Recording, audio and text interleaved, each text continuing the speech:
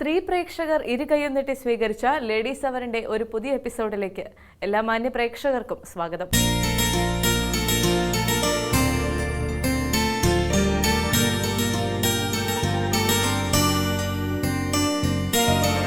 നാവിൽ രുചിയൂറുന്ന ഭക്ഷണ വിഭവങ്ങൾ നിങ്ങൾക്കായി ഒരുക്കുന്നു ടുഡേ ടേസ്റ്റ്.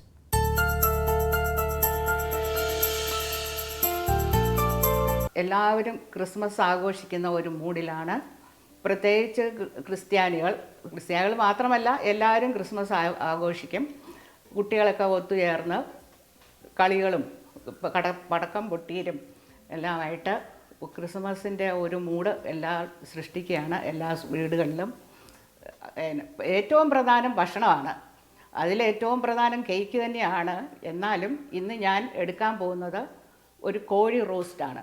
അതായത് ഫുൾ കോഴി റോസ്റ്റ്, പണ്ടത്തെ രീതിയിലുള്ള ഒരു കോഴി റോസ്റ്റ്. അത് എൻ്റെ ഗ്രാൻഡ് മദറൊക്കെ തൊട്ടേ ഉണ്ടാക്കിക്കൊണ്ടിരുന്നതാണ്. അതിന് വേണ്ടിയ ഇൻഗ്രീഡിയൻസ് എന്താണെന്ന് വെച്ചാൽ തേങ്ങാപ്പാൽ, ചുവന്നുള്ളി, പച്ചമുളക്, ഇഞ്ചി, അരപ്പ്, മല്ലിപ്പൊടി, മുളക് പൊടി, മഞ്ഞൾ പൊടി, ഗരം മസാല, അതെല്ലാം ചുവന്നുള്ളി, ഇഞ്ചി, വെളുത്തുള്ളി ഇതെല്ലാം കൂടെ അരച്ചതാണ്. അത് ആദ്യം കോഴിയിൽ അരമണിക്കൂറോളം മാരിനേറ്റ് ചെയ്ത് വെക്കണം. ബാക്കി നമുക്ക് തേങ്ങാപ്പാലും ഇതെല്ലാം കൂടെ മിക്സ് ചെയ്ത് വേണം കോഴി വേവിക്കാൻ.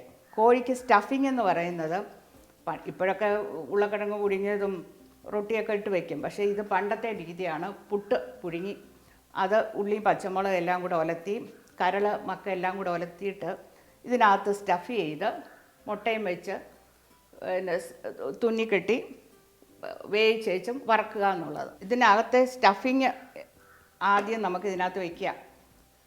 ആ പുട്ടും ഇതെല്ലാം കൂടെ ഒലത്തിയതാണ്. അത് എല്ലാവർക്കും ഇഷ്ടപ്പെടുന്ന ഒരു സംഗതിയാണ്. കുട്ടികൾക്കാണേലും മുതിർന്നവർക്കാണേലും എല്ലാവർക്കും ഇത് ഭയങ്കര ടേസ്റ്റിയാണ്. ഇതിനകത്ത് നമുക്ക് നല്ലതായിട്ട് ഫില്ല് ചെയ്യണം.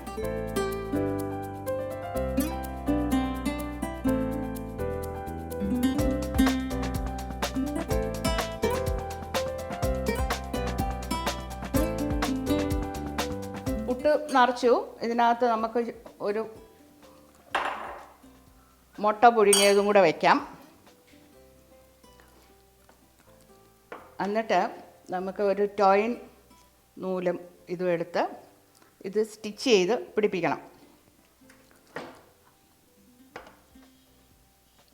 തൊലിയോടുകൂടി വാങ്ങിക്കുന്നതാണ് നല്ലത്. അങ്ങനെയാണെങ്കിൽ നമുക്ക് സ്റ്റിച്ച് ചെയ്യാൻ എളുപ്പമുണ്ട്. അല്ലെങ്കിൽ ദശ അങ്ങ് ചിലപ്പം വിട്ടുപോകും.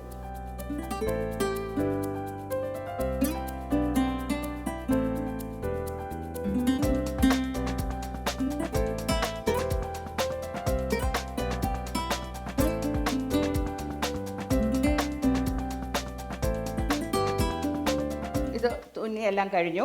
ഇതിനകത്തോട്ട് ഇനി പ്രഷർ കുക്കറിലോട്ട് നമുക്ക് ഇച്ചിരി തേങ്ങാപ്പാൽ ഒഴിക്കണം. ഇത് ഫുൾ കോഴി ആയതുകൊണ്ട് നമുക്ക് വേകാൻ ഇച്ചിരി പ്രയാസം വരും. അതുകൊണ്ട് പ്രഷർ കുക്കർ വെക്കുന്നതാണ് നല്ലത്. പിന്നെ നമ്മുടെ ഈ അരപ്പ് ഇതിനകത്തോട്ട് കലക്കണം.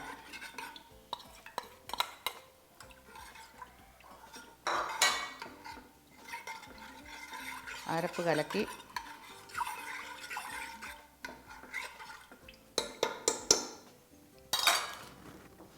ചുവന്നുള്ളി, ഇഞ്ചി, പച്ചമുളക് ഇതെല്ലാം ഇടുക. ഉപ്പ്, ആവശ്യത്തിന് ഉപ്പ്.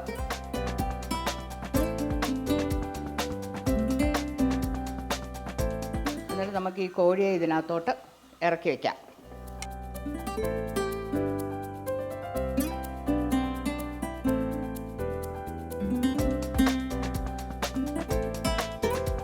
അടപ്പിട്ട് അടച്ചു വയ്ക്കണം.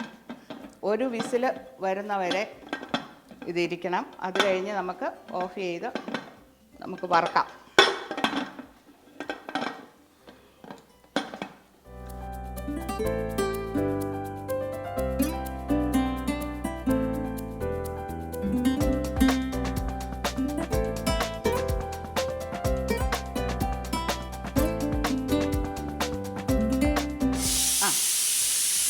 മിനിറ്റ് കഴിഞ്ഞു. നമുക്കിത് തുറക്കാം, വെന്തോ നോക്കാം.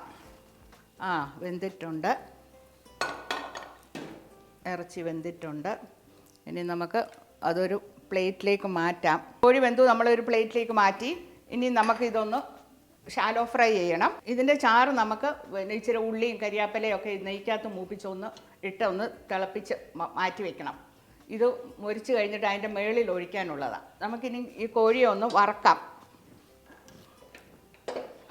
അതിന് വലിയ എണ്ണയൊന്നും ഒഴിക്കേണ്ട ആവശ്യമില്ല, ലൈറ്റായിട്ട് മതി. ഇടയ്ക്കൊന്ന് ഒഴിച്ചു കൊടുത്താൽ മതി. നല്ലതായിട്ട് ചൂടായി കഴിയുമ്പോൾ ഇനി ഞാൻ പതുക്കെ കോഴിയെ ഇടാൻ പോവാണേ.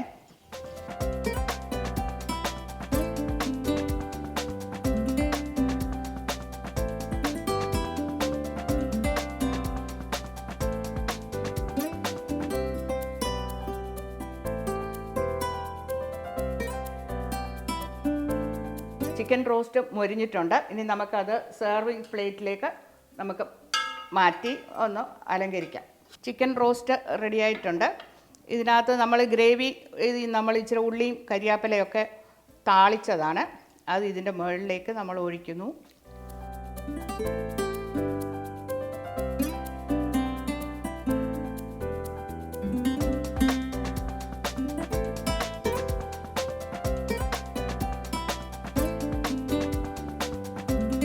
സ്വാദിഷ്ടമായ ഈ വിഭവം എല്ലാവർക്കും ഇഷ്ടപ്പെടുമെന്ന് ഞാൻ വിശ്വസിക്കുന്നു.